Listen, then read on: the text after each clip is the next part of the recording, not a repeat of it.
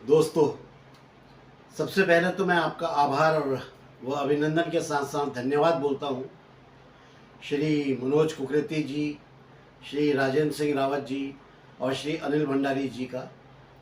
आप लोगों के अतुलनीय सहयोग से मुझे एक नई शक्ति मिली है, जिससे मेरे उत्साह में बढ़ोतरी होती जा रही है और कहानी को सुनाने और आगे बढ़ाने की इच्छा और मजबूत और प्रबल होती जा रही है। भगवान से प्रार्थना करता हूँ कि आप लोग हमेशा स्वस्थ रहें, प्रसन्न रहें, उन्नति करें और इसी तरह से अपना अनमोल सहयोग देते रहें। पिछले वीडियो में भी श्रेयसी जी, श्री रुपेश कुमार जी, श्री जगदीश पुरोहित जी और नेचुरल ब्लॉग्स ने भी उत्तरांचल डायरीज़ को अपना अतुलनीय सहयोग दिया था। दोस्तों, आप लोगों का ये सहयोग मेरे लिए बेशकीमती है, तो बहुत बहुत धन्यवाद आप सभी का। कहानी के पिछले पार्ट में हमने जाना था कि बाघ कुछ ज़्यादा ही एक्टिव हो गया था और मात्र 4 दिन के अंदर उसने 5 बड़ी वारदातों को अंजाम दे दिया था। याद होगी आपको। प्रशासन उसे पकड़ने में या मारने में टोटली फेलियर हो रहा था, लगातार नाकामयाब हो रहा था। उसी बीच गिंदी का कौथिक भी आ गया था और वो भी निपट गया था। हालांकि इस बार मेले में इस बाघ के आतंक के कारण कोई खास चहल पहल नहीं रही थी, दुकानें भी कम लगी थी, कस्टमर भी कम थे, तो मतलब बड़ा फीका फीका सा मेला रहा था। तो दोस्तों, अब चलते हैं कहानी के अगले भाग में, जिसका इंतज़ार आप लोग कर रहे हैं। दोस्तों, 22 जनवरी 1978 से लेकर 28 जनवरी 1978 तक प्राणी उद्यान लखनऊ के निदेशक श्री अशोक सिंह जी और सहायक वन संरक्षक श्री महेंद्र सिंह जी, इन्होंने कुंतड़ी गांव में एक मचान बनाया और उसके नज़दीक ही एक बेट बांधकर आदमखोर के इंतज़ार में बैठ गए। रात भर बाघ का इंतज़ार किया, लेकिन बाघ नहीं आया। दूसरी तरफ 26 जनवरी 1978 से लेके 28 जनवरी 1978 तक श्री गजेंद्र नाथ चतुर्वेदी जी, याद है आपको, बार बार इनका नाम आता है, जो वन्य जंतु प्रतिपालक थे, और उप वन संरक्षक बरेली श्री JS चौहान जी भी पौखाल गांव के नज़दीक मचान बनाकर बैठे। मगर इन लोगों के हाथ में भी असफलता ही लगी, क्योंकि बाघ यहाँ भी नहीं आया। शातिर बाघ, चालाक बाघ। याद होगी आपको उधर SDM साहब श्री पंकज कुमार जी की, वो 22 जनवरी से लेकर के 31 जनवरी तक 1978 की ही घटना है। डौली खाल में जो पटवारी जी की चौकी थी, उसमें उन्होंने अपना कैंप बना लिया था और वो रात के समय किसी बकरे का या किसी कुत्ते को बेट के रूप में बांध कर आदमखोर का इंतज़ार करते थे। लेकिन वही ढाक के 3 पात, आदमखोर बाघ यहाँ भी नहीं आया। तो 3 पार्टियाँ बैठी, तीनों जगह बाघ नहीं गया। अच्छा दोस्तों, एक परेशानी और थी यार। उन दिनों ये गाड़ियाँ जो मोटर वगैरह होती है, ये हर जगह नहीं जा सकती थी, क्योंकि मोटर मार्गों की जो है ना, सड़कों की बहुत कमी थी। दुगड्डा और डांगू आंचल के जो ज़्यादातर गांव थे, वो ऊंची नीची, घुमावदार, तंग पगडंडियों ऐसे एक दूसरे से जुड़े हुए थे। मतलब कहीं कोई गांव, कहीं कोई गांव। इस क्षेत्र का जो एकमात्र मोटर मार्ग है, दुगड्डा कांडी मार्ग, वो था और वो इस एरिया के लगभग बीच से गुजरता था। मतलब दोनों तरफ गांव के, इस एरिया के जो गांव थे उनके बीच से गुजरता था और बाघ जो है दोनों तरफ वारदात कर रहा था। अब क्योंकि यातायात के साधनों की कमी थी, तो आदमखोर के हमलों के समाचार भी जो है एक जगह से दूसरी जगह तक पहुंचने में बहुत ज़्यादा समय ले लेते थे। और इस वजह से शिकारी लोग सही समय पर घटना स्थल की ओर जो है निकल नहीं पाते थे, रवाना नहीं हो पाते थे, या वो जब तक वो घटना स्थल तक वो पहुंचते थे तब तक आदमखोर उनकी पहुंच से मीलों दूर निकल जाता था, किलोमीटरों दूर चला जाता था। तो बड़ी मुश्किलें सामने आ रही थी। इस परेशानी को दूर करने के लिए डिस्ट्रिक्ट मजिस्ट्रेट साहब ने गवर्नमेंट से बातचीत करी, और बातचीत करके उन्होंने 5 वायलेट सेट की डिमांड रख दी। गवर्नमेंट ने उनकी डिमांड को स्वीकार कर लिया और 5 वायलेट सेट डीएम साहब को दे दिए। अब ये वायलेट सेट 8 फरवरी 1978 को पोखाल, उत्तिरछा, कठूड़, गहली और कांडाखाल में पहुंचा दिए गए। वायलेट सेट के आ जाने से बहुत सहूलियत हो गई थी। अब इनकी सहायता से आदमखोर के किसी भी हमले की सूचना तुरंत अधिकारियों या शिकारियों तक पहुंचाई जा सकती थी, जिससे बाघ को घेरने की कार्रवाई तुरंत शुरू की जा सके एकदम। अब तो वायरलेस सेट है तो कोई ऐसी खबर आने में टाइम नहीं लगना था। अच्छा, एक बात और, इस आदमखोर बाघ को मारने के लिए श्रीनगर गढ़वाल में एक जगह है श्रीनगर, मेडिकल कॉलेज वगैरह भी है वहाँ पे, तो वहाँ के निवासी थे श्री विक्रम सिंह जी। वो भी लगे हुए थे कि यार किसी तरह से इस बाघ को मारो। एक दिन उन्हें सूचना मिली कि कुछ समय पहले आदमखोर ने रात के समय अलमाडू गांव के लोगों के जो घर हैं उनके दरवाज़ों को खोलने की कोशिश की है। ये खबर सुनकर विक्रम सिंह जी तुरंत अलमाडू के लिए रवाना हो गए। वहाँ पहुंचकर उन्हें पता चला कि आदमखोर ने 2 रात पहले विश्रामी देवी नाम की एक महिला थी, उनके घर के दरवाजे को तोड़ने की कोशिश की थी, लेकिन उनके घर के सदस्यों ने और उन्होंने जो है इतना ज़्यादा शोर हो गया था, फिर गांव वाले भी शोर करने लग गए थे, तो वो सफल नहीं हो सका और भाग गया। मैंने बताया था ना, एक घर से शोर होता था तो सारे घरों से होने लग जाता था, लोग कैनिस्टर वगैरह पीटने लगते थे और खूब आवाज़ करने लगते थे, तो भाग गया था। इस स्थिति को समझकर विक्रम सिंह जी ने विश्रामी देवी के घर के सामने एक पेड़ था, उस पर मचान बना लिया और आदमखोर को आकर्षित करने के लिए उन्होंने एक आदमकद पुतला बनाया और उसे विश्रामी देवी के कपड़े पहना दिए, यानी कि एक महिला का पुतला बना के उसको कपड़े पहना के तैयार कर दिया और उस पुतले को घर के दरवाजे में रख दिया, दरवाजे को आधा खोलकर, मतलब आधा बाहर आधा अंदर, कुछ इस तरह से पुतला वहाँ पर रख दिया।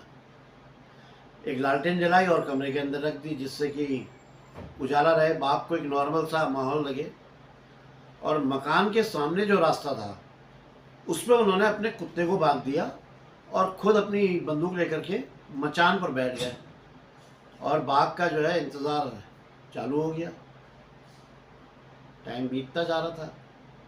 रात के करीब 2 बजे हुए थे कि अचानक विक्रम सिंह जी को ऐसा लगा जैसे कोई किसी भारी भरकम जानवर के चलने की बहुत हल्की हल्की सी पदचाप आ रही है। उनको कुछ ऐसी सुनाई पड़ रही थी, लेकिन अंधेरा इतना गहरा था कि हाथ से हाथ नहीं सूझ रहा था।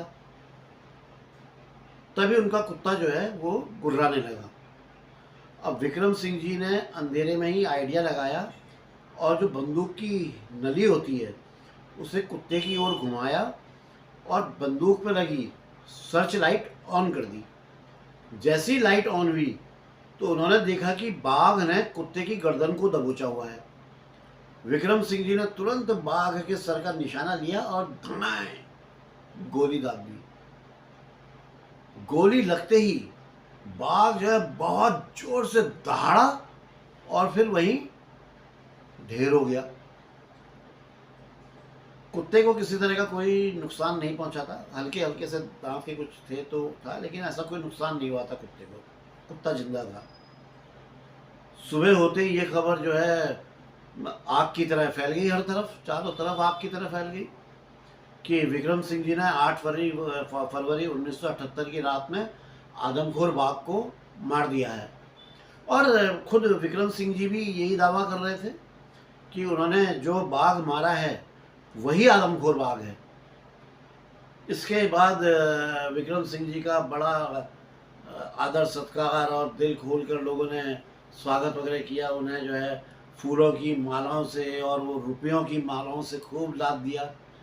अरे उनके मतलब अरे इन्होंने आदमखोर को मार दिया, तो मतलब एक बड़ा उनका वो रहा। 9 फरवरी 1978 की रात को विक्रम सिंह जी जो है ये बाघ की लाश और अपने कुत्ते के साथ कोटद्वार पहुंचे।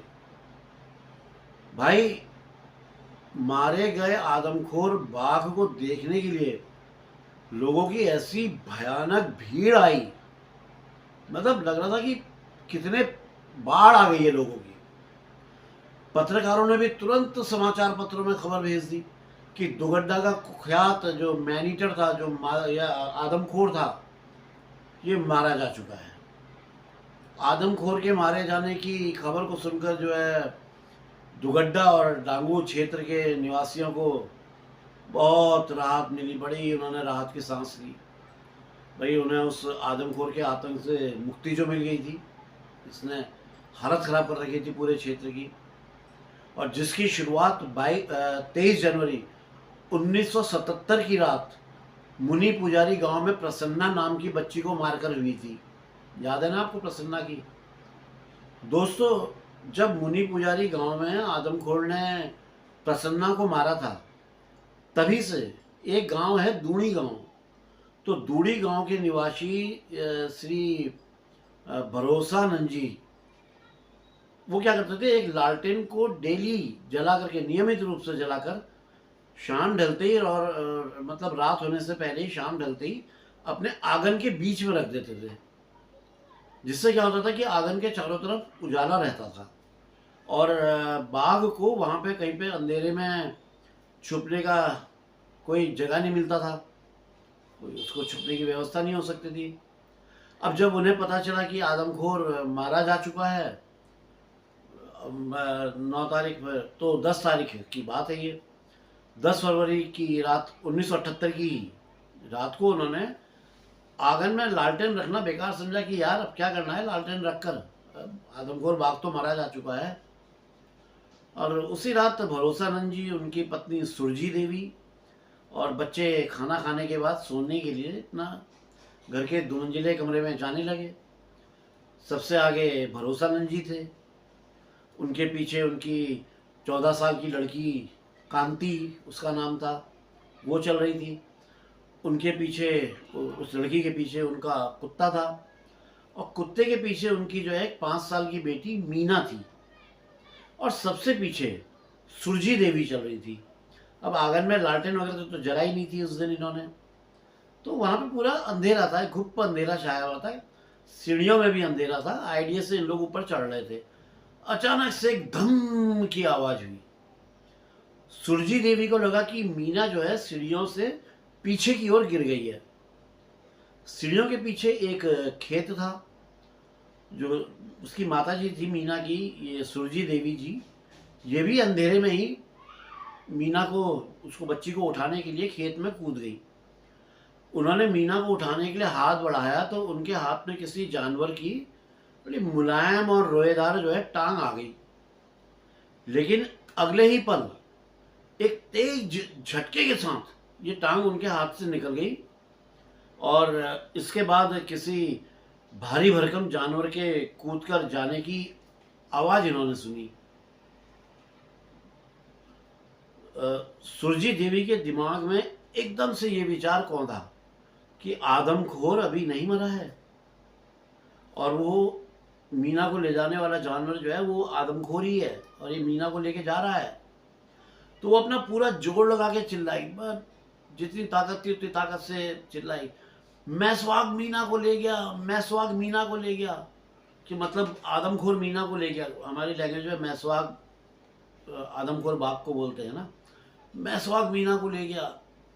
अब भरोसानंद जी और गांव के जो आसपास के जो और लोग थे, वो तो इस भ्रम में थे कि आदमखोर तो मारा जा चुका है यार।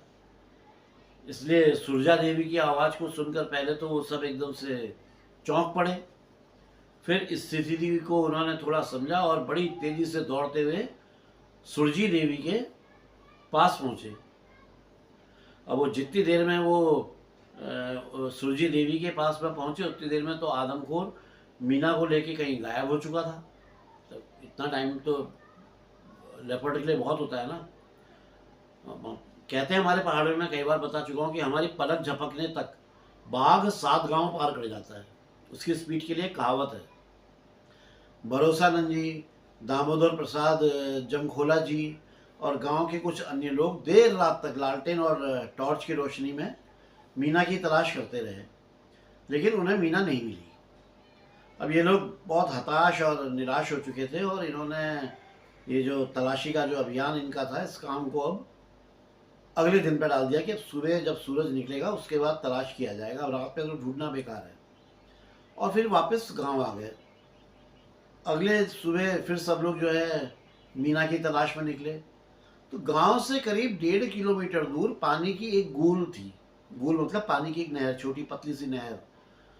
उसके किनारे की झाड़ियों में मीना के हाथ और पैरों की कुछ अधखाई हुई अंगुलियां, कुछ चबाई हुई हड्डियां और उसका मुंह वाला हिस्सा यानी कि गर्दन से ऊपर का हिस्सा मिला। बाकी का पूरा शरीर बच्ची का आदमखोर खा चुका था, मतलब कुछ भी नहीं छोड़ा था।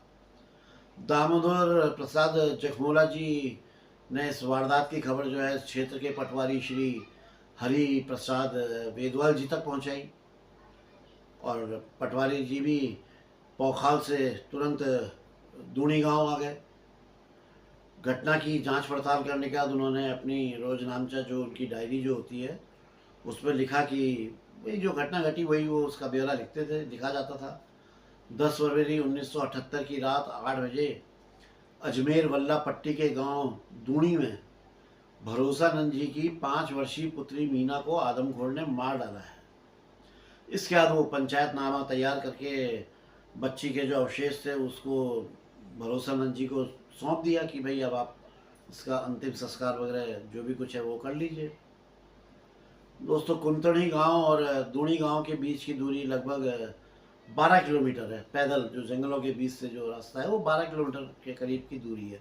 ये सब 1971-72 का बता रहा हूँ। अब तो मोटर रोड हो गई होगी, सब हो गया होगा, तब तो ये सब साधन नहीं थे। अब दूणी गांव में घटी इस घटना ने एक बात तो सिद्ध कर दी थी कि आदमखोर बाघ अभी भी जीवित है, वो मारा नहीं गया है।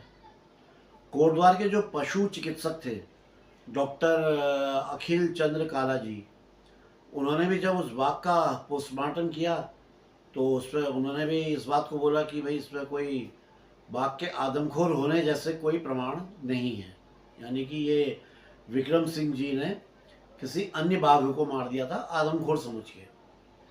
और इस नर बाघ की लंबाई करीब 5 फुट 7 इंच थी और इसकी पिछली दाहिनी टांग में किसी शिकारी द्वारा कभी गोली मारी गई थी, जिसका एक पुराना घाव था और उसमें से कुछ छर्रे निकले थे। जब भरुआ बंदूक में छर्रे होते ना, तो छर्रे निकले थे। पब्लिक ने और पत्रकारों ने बिना किसी प्रमाण और बिना किसी ठोस जानकारी के जो ये विक्रम सिंह जी ने जो बाघ को मारा था, इसको आदमखोर मारने की भयानक गलती कर दी थी, जिसका खामियाजा दूड़ी गांव में घटी वारदात के रूप में सामने आ गया था। गलती तो पब्लिक की और पत्रकारों की भी थी। अगर पत्रकारों और पब्लिक द्वारा सही जानकारी दी जाती, पूरी मतलब बाघ की डिटेल जब पता चल जाती कि मैन ईटर है कि नहीं है, क्या है, उसके बारे में जब पूरी डिटेल इनके पास आती, उसके बाद में ये खबर फैलाई जाती तो लोग सावधान रहते। लेकिन गलत खबर के कारण ही लोग असावधान हो गए और दूड़ी गांव में एक बच्ची की जान चली गई। सावधानी हटी, दुर्घटना घटी। यहाँ पे थोड़ा पब्लिक की बेवकूफ़ी थी, पत्रकारों की बेवकूफ़ी थी। 9 फरवरी 1978 की शाम को लखवाड़ गांव के नज़दीक बाघ ने एक गाय को मार दिया और 10 फरवरी 1978 की रात को लखवाड़ के निवासी, वहीं गांव के लखवाड़ के ही निवासी श्री इंद्र सिंह, ये गाय की लाश के पास मचान बनाकर उसमें अपनी बंदूक लेकर के बैठ गए और जैसे ही बाघ गाय को खाने के लिए आया, इन्होंने उसे गोली मारकर मौत के घाट उतार दिया। एक बाघ और मारा गया आदमखोर समझ के। 11 फरवरी को फिर से यह अफवाह जोर शोर से फैल गई कि लखवाड़ निवासी श्री इंद्र सिंह जी ने आदमखोर को मार डाला है। पत्रकारों ने फिर वही गलती दोहरा दी। उन्होंने फिर ये खबर जो है अखबारों में भिजवा दी कि आदमखोर जो है बाघ, ये लेपर्ड जो है ये मार दिया गया है। अब जब बाघ के शरीर का पोस्टमार्टम किया गया तो पता चला कि यार ये भी आदमखोर बाघ नहीं है, ये भी एक नर बाघ था जिसकी लंबाई 6 फुट 1 इंच थी। सोचो यार, दुख हो रहा है। दो बेचारे खूबसूरत से गुलदार जिन्होंने कोई अपराध नहीं किया था, बिना किसी अपराध के मारे गए। और ये बेचारे सिर्फ गलतफहमी में मारे गए कि इसी बाघ बिरादरी का एक गुलदार, एक बाघ अपराधी था जो इंसानों को मारकर खा रहा था। हालांकि दोस्तों, प्रकृति के जो नियम है उसके अनुसार ये आदमखोर बाघ कोई गलती नहीं कर रहा था, किसी भी तरह की गलती नहीं कर रहा था, क्योंकि यार बाघ को प्रकृति ने बनाया ही मांस भक्षी है, उसको मांस ही खाना है, उसका भोजन है ही मांस। अब मांस किसी जानवर का हो या इंसान का हो, इससे उसे फर्क नहीं पड़ता है। क्या फर्क पड़ेगा बाघ को?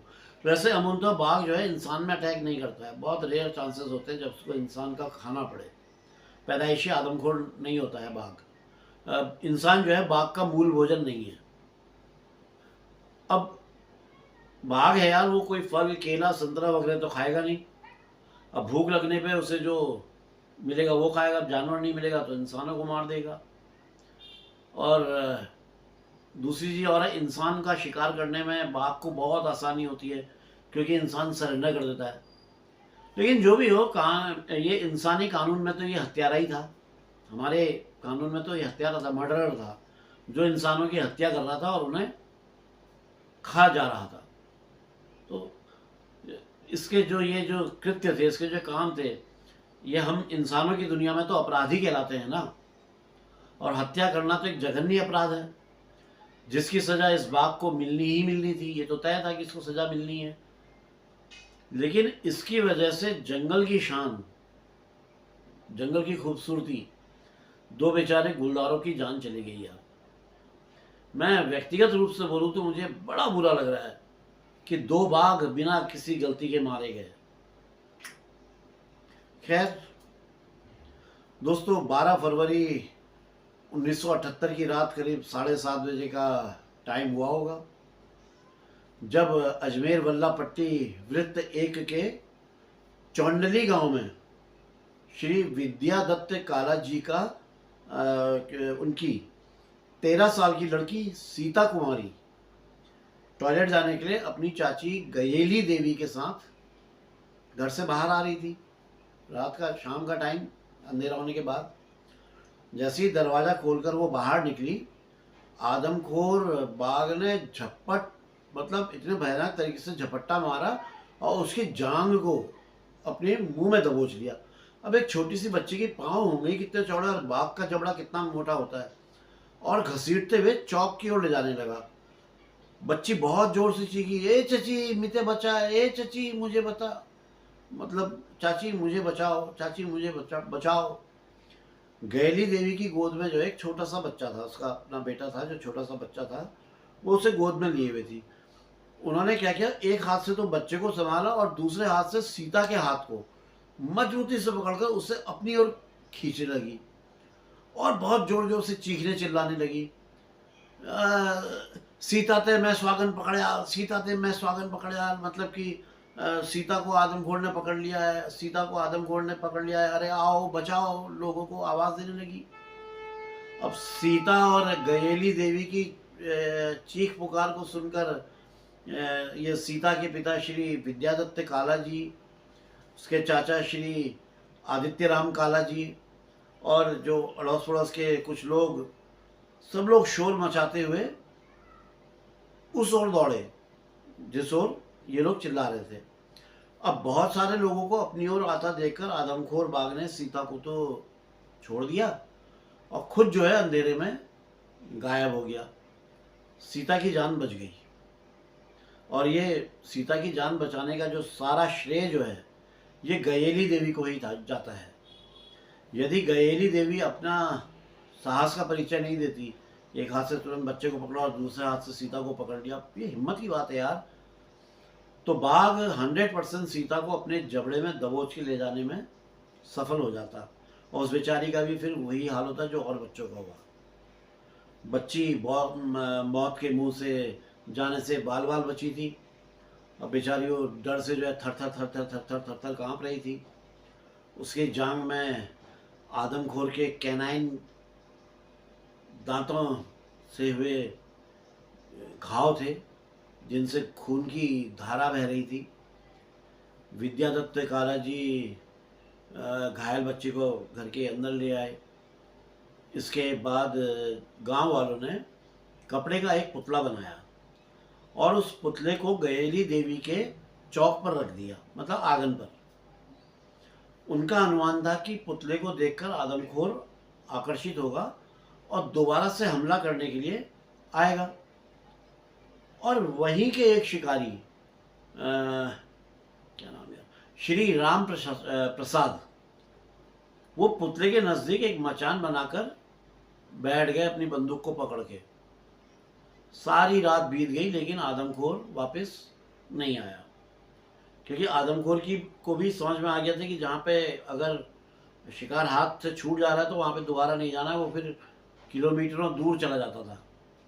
वो पिछले वीडियो में मैं आपको बता चुका हूँ। अगली सुबह विद्यादत्त काला जी ने पटवारी श्री धीरज सिंह राणा जी को खबर भिजवाई और पटवारी जी उत्तरछा से चौंडली आ गए और घटना की रिपोर्ट दर्ज करके घायल सीता को उसके पिता के साथ कोटद्वार जो राजकीय चिकित्सालय था वहाँ भिजवा दिया। और वापस जाकर वायरलेस से इस हादसे की खबर डिस्ट्रिक्ट मजिस्ट्रेट और जो दूसरे वायरलेस केंद्र थे, जहाँ 5 जगह जो और केंद्र थे, उन लोगों को भिजवा दी। मतलब हर जगह खबर भिजवा दी गई कि इस गांव में ऐसा ऐसा हुआ है। अब वायरलेस द्वारा सूचना मिलते ही वन्य जंतु प्रतिपालक श्री गजेंद्र नाथ चतुर्वेदी जी अपने कुछ सहयोगियों को साथ लेकर कोटद्वार से 12 किलोमीटर की एक तीखी और पथरीली चढ़ाई चढ़कर चौंडली गांव पहुंचे। घटना स्थल पर बाघ के पंजों के निशान मौजूद थे। जो आसपास की कच्ची ज़मीन थी या जहाँ पे मट्टी थी वहाँ पे उसके निशान इनको मौजूद थे। उनका निरीक्षण करने के बाद ये लोग इस नतीजे पर पहुँचे कि आदमखोर ने मकान के पीछे की ओर से आकर सीता पर हमला किया था।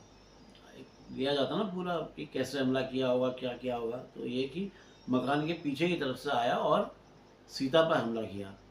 अब आदमखोर के पंजों के निशानों को एक पारदर्शी कागज़ पर अंकित कर लिया गया था। पहले से वैसे ही किया जाता था, पारदर्शी कागज़ रख के उसके ऊपर ड्रॉ कर दिया जाता था, तो निशान कर लिया गया।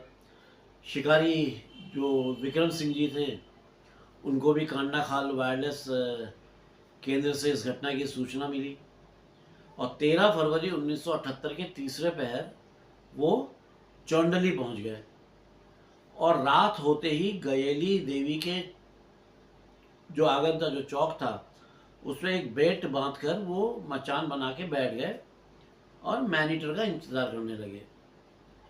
जिस तरह से चौकन्ने होकर श्री विक्रम सिंह जी बाघ के इंतज़ार में बैठे थे, उसी प्रकार से आदमखोर भी, मैनीटर भी, वो गुलदार भी चौंडली से लगभग 30 किलोमीटर दूर, 30 किलोमीटर दूर डबरा लस्यू पट्टी के डौली खाल गांव में शिकार की तलाश में अपना घात लगा के बैठा हुआ था। 30 किलोमीटर दूर पहुंच गया था।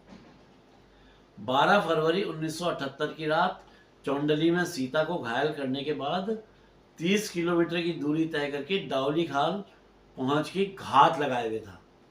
सोचो क्या बाघ होगा वो, जबकि लोग इस धोखे में थे कि बाघ चौंडली के आसपास के जंगलों में कहीं छिपा हुआ होगा। आधी रात का समय था, करीब 2:30 बजे हुए थे। श्री बलदेव प्रसाद डबराल, उन्होंने अपने घर का दरवाज़ा खोला और अपनी 7 साल की बच्ची को टॉयलेट वगैरह ले जाने के लिए अपने घर से बाहर निकले। टॉयलेट कराने के बाद बलदेव प्रसाद जी अपने घर के दरवाजे की ओर ऐसे करके घूमे ही थे कि आंगन के एक अंधेरे कोने से आदमखोर ने एक झपाटा मारा, मतलब छलांग मारी, और लड़की के दाएं पैर को अपने मुंह में दबोच लिया। अब वो पूरा पांव लड़की का जो है बाघ के मुंह में। बलदेव प्रसाद जी ने तुरंत लड़की को अपने हाथों से मजबूती से ऐसे उठा करके ऊपर हवा में उठा दिया और जोर जोर से चिल्लाने लगे, बचाओ बचाओ, बाघ ने हम पे आक्रमण कर दिया है, बचाओ बचाओ, हम पे हमला हो गया है, अरे मैस्वाग आ गया है, बाघ आ गया है। इस तरह से चिल्लाने लगे। बलदेव जी के शोर को सुनकर उनके परिजन और जो अगल बगल के घर वाले थे तुरंत ही हो हल्ला करते हुए घर से बाहर की ओर निकले। जब आदमखोर ने देखा कि यार ये कुछ लोग जो है बड़ी तेज़ी से उसकी ओर आ रहे हैं, तो उसने जो है लड़की को छोड़ दिया और खुद जो है अपना वहाँ से भाग निकला। और भागता इतना तेज़ था कि कहाँ गायब हो जाता था, सेकंड से पता ही नहीं चलता था। उधर विक्रम सिंह जी चौंडली गांव में रात भर मचान में बैठे ही रह गए, जबकि बाघ ने उनसे 30 किलोमीटर दूर डौली खाल में वारदात कर दी थी। तो वो शिकारियों को चकमे पे चकमा दिए जा रहा था बाघ। दोस्तों, घटना में इसके बाद क्या हुआ यह आपको मैं इसके अगले भाग में बता पाऊंगा। बहुत सारे मित्रों के बहुत सारे प्रश्न हैं और कुछ लोगों की तो यार शिकायतें भी हैं। कुछ लोगों ने अपने मन में मेरे प्रति वाइल्ड लाइफ को लेकर के मेरी एक नेगेटिव इमेज बना ली है। तो भैया, मैं आप लोगों के सारे प्रश्नों के और जवाब और आप लोगों की जितनी शिकायतें हैं वो सब इस कहानी को पूरा करने के बाद दूर कर दूंगा। लेकिन इतना ज़रूर कहूँगा कि आप में से आप लोगों ने, कुछ लोगों ने जो मेरे लिए अपनी एक राय बना ली है वाइल्ड लाइफ से रिलेटेड, वो गलत है, वो बिल्कुल गलत है।